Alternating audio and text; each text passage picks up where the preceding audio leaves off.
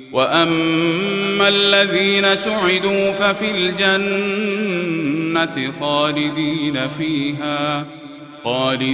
فِيهَا مَا دَامَتِ السَّمَاوَاتُ وَالْأَرْضُ إِلَّا مَا شَاءَ رَبُّكَ عَطَاءً غَيْرَ مَجْذُوذٍ.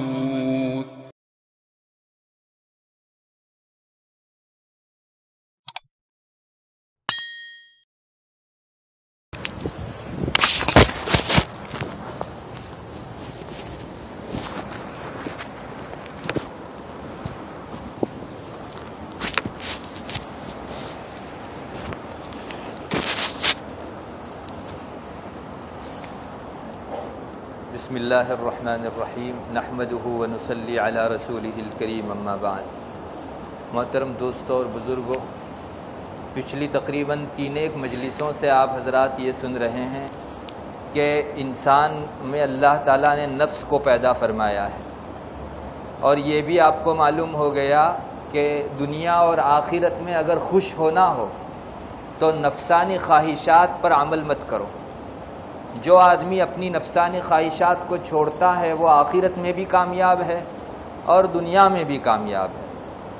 میں وہاں الہ آباد میں ایک باغ کے اندر ایک مرتبہ گیا تو وہاں ہندی میں ایک جملہ لکھا ہوا تھا، حالانکہ وہ کسی مسلمان نے نہیں لکھا ہوگا، غیر مسلم نے، لیکن ہندی میں ایک جملہ لکھا ہوا تھا.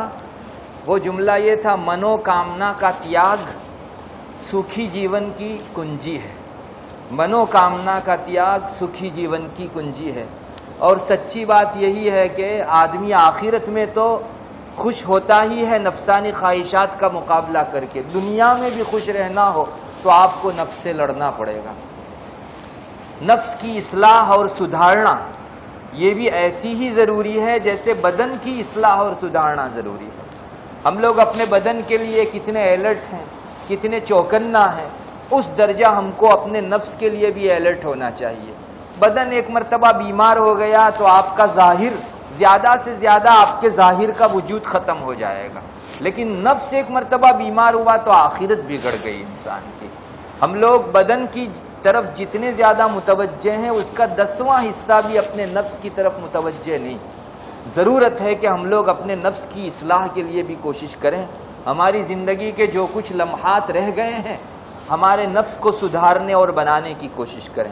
علماء نے چند چیزیں لکھی ہے. امام غزالی رحمۃ اللہ علیہ نے بہت بہترین بحث فرمائی ہے کہ نفس کی اصلاح کیسے ہو. سب سے پہلی چیز تو یہ ہے کہ انسان سوچے. میں نے آپ کو گزشتہ مجلس میں بتایا، نبی کریم صلی اللہ علیہ وسلم نے ارشاد فرمایا ہے کہ دنیا میں جتنے بھی دشمن ہیں ان سارے دشمنوں میں سب سے پہلے نمبر پر جس دشمن کو رکھے جانے کے قابل ہے وہ انسان کا اپنا نفس ہے. جسے ہم اپنا سمجھتے ہیں وہی ہمارا سب سے بڑا دشمن ہے. وہ اپنی ذاتی اور تھوڑے وقت کی لذت کے خاطر ہماری آخرت بگاڑتا ہے. کتنے لوگ ہیں جو زنا میں وقتی طور پر مزہ پانے کے خاطر اپنے رب کو ناراض کر دیتے ہیں. تھوڑی دیر کی دنیا کی مستی کے لیے شراب پیتے ہیں اور ہمیشہ اپنی عاقبت اور آخرت کو خراب کر دیتے ہیں. یہ نفس کے چونچلے کو پورا کرنے کی وجہ سے. اگر انسان اس پر پاؤں رکھتا، اس پر پتھر رکھتا اور اسے اپنا دشمن سمجھتا تو جیسے ہمارا کوئی دشمن ہم کو حکم کرے تو ہم ہرگز اس کا نہیں مانیں گے، اس لیے کہ یہ تو دشمناوٹ پر تلا ہوا ہے. اس کا اچھا حکم بھی ہمارے لیے دشمناوٹ والا ہوگا، لیکن ہم اپنے نفس کو اپنا سمجھ کر اس کا کہا مانتے ہیں. اس لیے سب سے پہلی چیز تو یہ جان لینے کی ضرورت ہے کہ ہمارے نفس کو ہم اپنا دشمن سمجھے. جب حدیث شریف میں کہا گیا کہ سب سے بڑا دشمن، تو پھر ہم اپنے نفس کو دشمن کیوں نہ سمجھے. جب آدمی اس کو دشمن سمجھے گا تو پھر اس کی ہر خواہش کے اوپر عمل کرنے سے رکنا اس کے لیے آسان ہو جائے گا. اپنا سمجھتا ہے تو اس کے حکم پر عمل آسان ہو جاتا ہے، اور دشمن سمجھتا ہے تو اس کی مخالفت ہمارے لیے آسان ہو جاتی ہے. اور دوسرے نمبر پر ایک بات یہ بھی ہے اپنے نفس کی اصلاح کے لیے کہ انسان اپنے من سے بات کرے. کہتے ہیں کہ آدمی دنیا میں ہر ایک سے بات کرتا ہے، 2 ذات سے بات نہیں کرتا. ایک تو اپنی ذات سے کبھی بات نہیں کرتا اور ایک اللہ کی ذات سے کبھی بات نہیں کرتا. حالانکہ ان دونوں ذاتوں سے بات کے لیے مستقل وقت نکالنا چاہیے. آدمی جھک کر، نظر جھکا کر، سر جھکا کر تھوڑی دیر بیٹھے اور اپنے نفس سے کہے کہ دنیا میں تجھ کو اللہ نے یوں ہی نہیں بھیجا ہے، بے مقصد نہیں بھیجا ہے. یا تو تیرے سامنے آخرت میں جنت ہے یا دوزخ ہے. اگر تو نفسانی خواہشات پر عمل کرے گا تو دوزخ میں جائے گا، اور تھوڑا اپنے نفس پر قابو پا کر ہم لوگ اسے دبا دیں گے تو ہماری منزل انشاءاللہ جنت ہوگی. اگر ہم لوگ اپنے نفس سے بات کرنا سیکھ جائیں گے تو اللہ سے بات کرنا آسان ہو جائے گا، اور ہمارے نفس سے ہم لوگ کہہ سکیں گے کہ وہ رب جو ہم پر احسان کرتا ہے، اتنا گناہ کرنے کے باوجود بھی وہ ہمیں کھلاتا پلاتا ہے، تو پھر اس کی نہ مان کر شیطان کی اور نفس کی ہم کیوں مانیں. انشاءاللہ اگر اس طرح سے بات کرنے میں 5-5 منٹ بھی انسان نکالتا رہے گا تو بہت آسان ہو جائے گا. اور انسان اپنے نفس سے بات کرنے میں یہ بھی کہے کہ معصیت اور گناہ ایک انگارہ ہے، اس پر ہاتھ پڑنے کی وجہ سے انسان کا وجود جل جاتا ہے.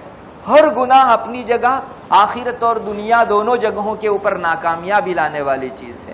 آپ کو قصہ تو معلوم ہوگا، زلیخا جو تھی عزیز مصر کی بیوی، حضرت یوسف علیہ السلام کے زمانے میں مصر کا جو بادشاہ تھا اس کی بیوی زلیخا تھی. تو اس نے حضرت یوسف کو پھسلانا چاہا تھا.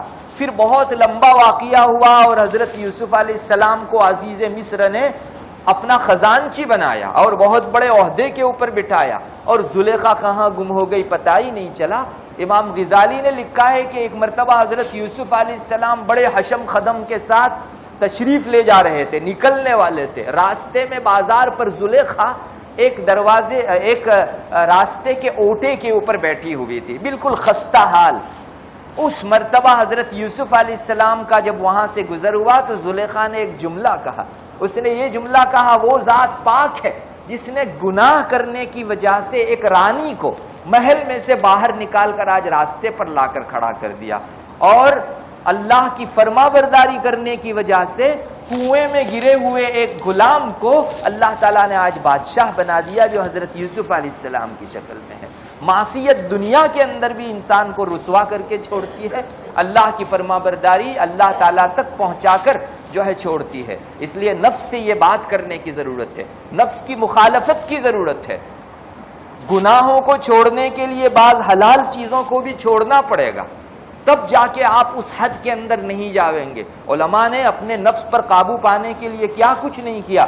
حضرت سری سختی بہت بڑے بزرگ گزرے ہیں، وہ فرماتے ہیں کہ میرے نفس میں خواہش آئی، 40 سال سے میرا جی خواہش کر رہا ہے کہ میں روٹی کھجور کے شیرے میں ڈبو کر کھاؤں، لیکن ابھی اس پر عمل کیا تو وہ مجھ کو گناہ پر ابھارے گا، اور گناہ کرنے کے لیے بھی اس کا ماننا پڑے گا. تو 40 سال تک میں نے اس کی خواہش پر پاؤں رکھا ہے.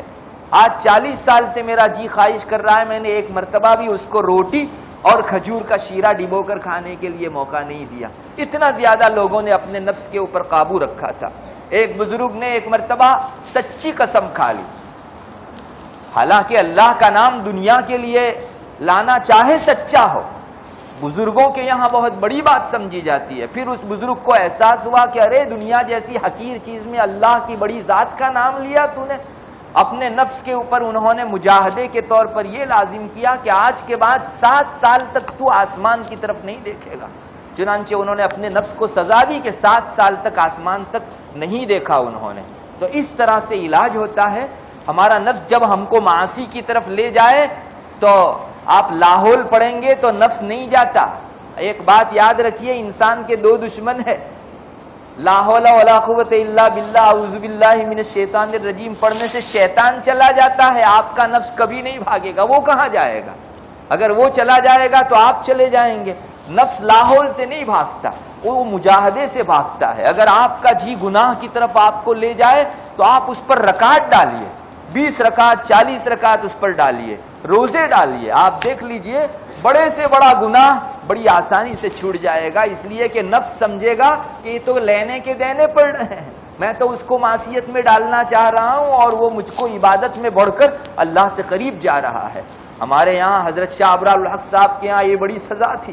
اگر کسی سے اس طرح کی کوئی چوک ہو جاتی تو فرماتے تجھے 100 رکعت نفل نماز پڑھنی ہے، تجھے جو ہے 40 رکعت پڑھ دی ہے، تجھے اتنی رکعت پڑھنی ہے، حضرت اس طرح سے رکعت ڈال دیا کرتے تھے، اس سے نفس کی اصلاح ہوتی ہے۔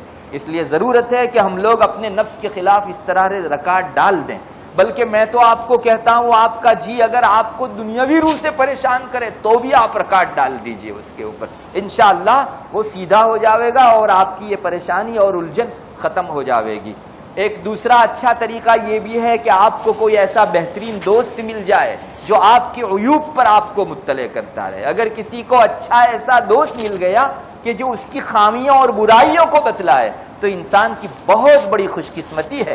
ایسے دوست دنیا کے اندر ملنا مشکل ہے۔ آپ کو سامنے خوش کرنے کے لیے آپ کی خوبیاں بیان کریں گے لیکن بعد میں چل کر آپ کے عیب بیان کریں گے۔ بہترین دوست وہ ہے جو آپ کے منہ پر شفقت کی راہ سے، ہمدردی کی راہ سے آپ کے عیوب بیان کرے۔ ہمارے بڑوں نے اس کا بھی اہتمام کیا۔ حضرت عمر رضی اللہ تعالیٰ عنہ کے متعلق آتا ہے کہ حضرت سلمان فارسی سے بعض مرتبہ پوچھتے تھے کہ سلمان، مجھے معلوم ہوا ہے کہ میرے اندر کی کچھ خامیاں تم کو ناپسند ہے، مجھے بتاؤ کون سی خامیاں ہیں۔ تو حضرت سلمان نے دیکھا کہ امیر المومنین مجھ کو پوچھ رہے ہیں، فرمایا حضرت آپ کو میری جانب سے یہ بات کس نے پہنچائی؟ وہ بہت زیادہ اصرار کرنے لگے، منت سماجت کرنے لگے کہ مجھے چھوڑ دیجئے۔ حضرت عمر نے فرمایا نہیں، تم بتاؤ مجھ کو کہ میرے اندر کون سی خامیاں ہیں جو تم کو ناپسند ہیں۔ پھر حضرت سلمان نے 2 باتیں فرمائی۔ ایک تو یہ کہ تم اپنے دسترخوان پر 2 کھانے ایک ساتھ جمع کرتے ہو، 2 سالن کھاتے ہو، حالانکہ فقیروں کا خوراک ایک ہی سالن ہونا چاہیے، اور آپ کا صبح کا جوڑا پہننے کا الگ اور رات کا جوڑا الگ ہے، یہ 2 چیزیں مجھ کو ناپسند ہیں۔ حضرت عمر نے فرمایا ان دونوں چیزوں پر تو میں انشاءاللہ قابو پا لوں گا۔ بہرحال اتنا بڑا امیر المومنین جن کو دنیا میں جنت کی خوشخبری سنا دی گئی، وہ اپنے عیوب حضرت سلمان فارسی جیسے آدمی سے پوچھتا ہے۔ یہ واقعہ بھی بہت مشہور ہے۔ حضرت عمر رضی اللہ تعالیٰ عنہ ہی حضرت حذیفہ رضی اللہ تعالیٰ عنہ کو بار بار پوچھا کرتے تھے کہ حذیفہ، رسول اللہ صلی اللہ علیہ وسلم نے تم کو سارے منافقوں کے نام بتائے ہیں، اتنا بتا دو کہ عمر کا نام تو منافق میں نہیں ہے۔ اپنے متعلق اتنی کڑی نگرانی تھی ان کی کہ میں تو کہیں منافق لوگوں میں سے نہیں ہوں، اللہ کے رسول نے میرا نام بتایا تھا۔ کتنی زیادہ ان کو اپنی ذات پر نگرانی، حالانکہ اللہ کے رسول صلی اللہ علیہ وسلم نے دنیا میں جیتے جی ان کو جنت کی خوشخبری سنا دی تھی۔ اسی طرح ایک اور طریقہ دشمن کی زبان کے ذریعے سے ہمارے عیب کا معلوم کرنا ہے۔ یہ بھی ایک بہت آسان چیز ہے، ہم لوگ اس کو برا سمجھتے ہیں، بزرگوں کے یہاں بڑی قدردانی کی نگاہ سے دیکھا جاتا ہے۔ بعض بزرگوں کا طریقہ تھا کہ وہ کسی دشمن کے سامنے جان بوجھ کر آتے تھے تاکہ وہ گالیاں دے اور اس کے عیوب بیان کرے تو مجھے پتا چلے کہ میرے اندر کون سے عیوب ہیں۔ میرا دوست تو کبھی میرے عیوب بیان کرنے والا ہے نہیں، یہ دشمن بولے گا اور میں گھر جا کر پھر ان عیوب کی اصلاح کر لوں گا۔ تو اس طرح بھی لوگوں نے جو ہے اپنی اصلاح کی ہے۔ بہت آسان ترین طریقہ، سب سے زیادہ بہترین طریقہ یہ ہے کہ جس طرح دنیا میں آپ کے مرض کو سدھارنے کے لیے ڈاکٹر ہوتے ہیں، ویسے اللہ نے نفس کے امراض کو سدھارنے کے لیے بھی ڈاکٹر رکھے ہیں جن کو شیخ کامل کہا جاتا ہے۔ اللہ کی نسبت والا آدمی، اگر کسی انسان کو ایسا آدمی میسر ہو جائے تو اس کے نفس کی اصلاح انشاءاللہ بڑی آسانی سے ہو جائے گی۔ میں تو کہتا ہوں یہ جو ظاہری ایلوپیتھی اور مختلف ڈاکٹریت کے جو راہیں ہیں ان میں کیا باریکیاں تلاش کی گئی ہیں، اس سے 100 گنا زیادہ نفس کی باریکیوں کے اوپر کتابیں لکھی گئی ہیں۔ ان نفس کے امراضوں کو اور ان کے علاج کو بڑی تفصیل سے ذکر کیا گیا ہے، ہمارے تو ذہن و دماغ میں بھی نہیں آتا۔ بزرگان دین اس طرح سے جو ہے لوگوں کی اصلاح فرماتے ہیں۔ چنانچہ ایک بزرگ نے، آپ کو شاید تعجب ہوگا یہ قصے سن کر، لیکن واقعہ یہ ہے کہ لوگوں نے ان راستوں سے جو ہے اپنی اصلاح کی اور سدھار دیا اپنے آپ کو۔ ایک بزرگ، ہر ایک آدمی کے اندر عزت نفس ضرور ہوتی ہے اور جس کو سومان کہا جاتا ہے، اور بعض مرتبہ وہ تکبر میں پلٹ جاتا ہے۔ تو اس بزرگ نے اپنے تکبر کے علاج کے لیے یہ کر رکھا تھا کہ ایک مزدور طے کر رکھا تھا، ایک ملازم طے کر رکھا تھا۔ اس ملازم کا کام ہی یہ تھا کہ میں جہاں جاؤں، جس مجمع کے اندر، تجھ کو سب کے درمیان میں مجھ کو گالیاں دینے کی، سخت و سست کہنے کا، برا کہنے کا، تاکہ میں کچھ نہ بولوں اور میرے نفس کا مجاہدہ ہو اور دوسرے لوگوں کی گالیوں کو سہنے کی عادت مجھ کو پڑے۔ تو اس کو مزدوری دیتے تھے۔ بس کام اتنا ہی تھا کہ میں جہاں مجمع میں اچھے لوگوں میں جاؤں تو تجھ کو مجھ کو برا بھلا کہنے کا سب کے درمیان میں، ملازمت پر انہوں نے مستقر رکھا تھا۔ بزرگوں کے یہاں عجیب علاج ہوتے ہیں، لیکن دنیا کے لیے اگر کوئی آدمی اس طرح کا علاج تجویز کرے تو ہم آنکھ بند کر کے تسلیم کر لیتے ہیں، مگر نفس کے لیے ہم لوگ اس طرح سے تسلیم نہیں کرتے۔ بعض بزرگوں کے یہاں یہ ہوتا تھا کہ ان کے بعض مرید آتے اور دیکھتے کہ اس کو تکبر بہت زیادہ ہے اور ایٹیٹیوڈ اس میں بہت زیادہ ہے، تو بعض مرتبہ وہ ان کو کہتے تھے کہ جاؤ بازار جاؤ اور فلاں آدمی کے پاس مانگ کر آؤ۔ ان کو بھیک مانگنے بھیجتے تھے تاکہ آدمی جب بھیک مانگے تو اس کے نفس کا جو زور تھا وہ ٹوٹ جائے، اور اس ٹوٹنے کے بعد پھر اس کو جو عزت ملے اس کا کوئی جواب نہیں ہو سکتا۔ بعض لوگ ایسے تھے، بعض مرید آتے تھے اور ان مریدوں کو کپڑا وغیرہ کا بہت زیادہ خیال رہتا تھا۔ جیسے ہمارے یہاں بعض لوگ ہوتے ہیں نماز میں جاتے ہیں تو ایک پریس نہیں ٹوٹنی چاہیے، تو پورا اس طرح کر کے جو ہے سجدے میں بھی جاتے ہیں، بڑا اہتمام کرتے ہیں، یعنی حد سے زیادہ صفائی ستھرائی کا اہتمام کرتے ہیں۔ تو بزرگان دین کے پاس ایسے لوگ آیا کرتے تھے تو ان لوگوں کو کہتے تھے کہ جاؤ جھاڑو مارو۔ جہاں کچرے کی خدمت ہوتی تھی یا مطبخ کے اندر جا کر جو کچن ہوتا ہے وہاں دھواں لگتا اور مختلف اس کے کپڑے ادھر ادھر ہوتے، چند روز کے اندر یہ آدمی سیدھا ہو جاتا۔ اس طرح سے علاج کروائے جاتے تھے۔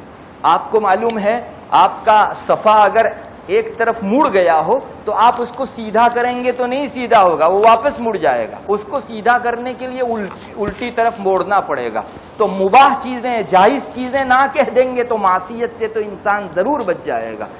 بعض مرید ایسے ہوتے تھے کہ جن کو کھانے کی بڑی خواہش ہوا کرتی تھی، ہر کھانا دیکھا تو دوسروں کے مقابل میں پہلے اس پر ٹوٹ پڑتے تھے، اور بہت سے لوگ جو اصلاح کیے ہوئے نہیں رہتے ان میں یہ بری عادت رہا ہی کرتی ہے۔ تو ان کا علاج بزرگوں نے اس طرح سے کیا، پہلے تو چند دن روزے رکھوائے ان کے پاس کہ تم کو مسلسل اتنے دن روزے رکھنے ہیں، اور اس کے بعد پھر ان کو کہا کہ کھانا پکاؤ، اچھے اچھے کھانے پکوائے اور کہا سب صدقہ کر دو، ایک لقمہ بھی تم کو نہیں کھانا ہے۔ چند دن اس طرح سے کروایا اور انسان کا اپنا علاج ہو گیا۔ جن لوگوں میں بزدلی تھی وہ بزرگان اپنے آپ کو سخت سردی کے دنوں کے اندر سمندر کی موجوں میں ڈال دیا کرتے تھے اور وہاں سے کسی طرح نکلتے تھے، اور اپنی بزدلی کا علاج پھر شجاعت سے اور بہادری سے اس طرح سے ہوتا تھا۔ بہرحال یہ بھی ایک علاج کا طریق ہے، اور بہت بہترین طریقہ ایک یہ بھی ہے، ہم اللہ تعالیٰ سے مانگیں۔ حدیث شریف میں ایسی دعائیں آئی ہیں، اللہم آتی نفسی تقواہا وزکیہا انت خیر من زکاہا انت ولیہا ومولاہا۔ اے اللہ میرے جی کو اس کا تقوی عطا فرما، میرے نفس کو اس کا تقوی عطا فرما، اور اس کا تزکیہ اور صفائی اور اس کی اصلاح فرما، تو بہترین اصلاح فرمانے والا ہے۔